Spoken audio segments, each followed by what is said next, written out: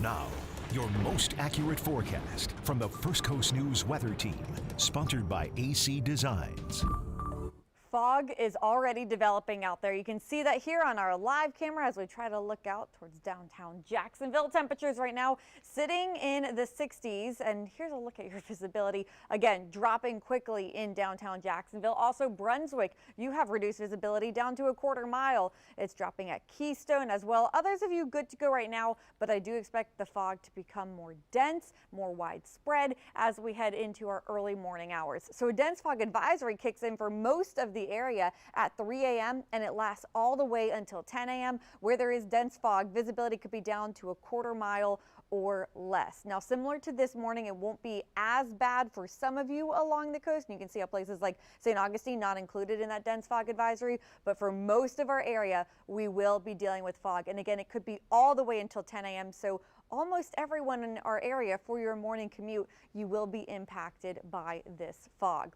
Temperatures overnight tonight dropping down to either side of 62 degrees, and then we quickly warm up, and highs tomorrow right near 85 degrees. That is much warmer than normal for this time of year, and it's going to stick around through the day on Halloween. I know a lot of you were hoping for some fall-like weather, and a cold front is on the way, but it doesn't really arrive until Wednesday morning. So on Halloween, it will be one more warm day with a high temperature near 83 degrees. As for trick-or-treating, temperatures will be falling through the 70s. Upper 70s around 6 o'clock, and by the way, sunset right around 6:40 p.m. And then by 8 o'clock, falling down into the lower 70s. A lot of us getting into the 60s closer to 9 o'clock in the evening. Now, of course, that's just for one area closer to the airport.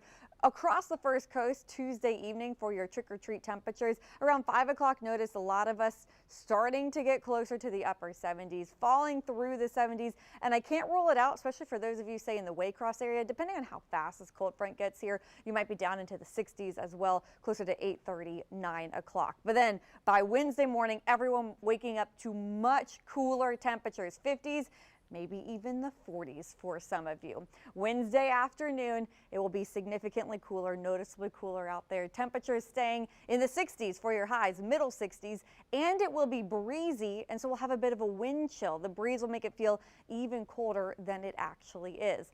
By Thursday morning, you will have to bundle up, especially for kids at the bus stop. A low near 45 degrees.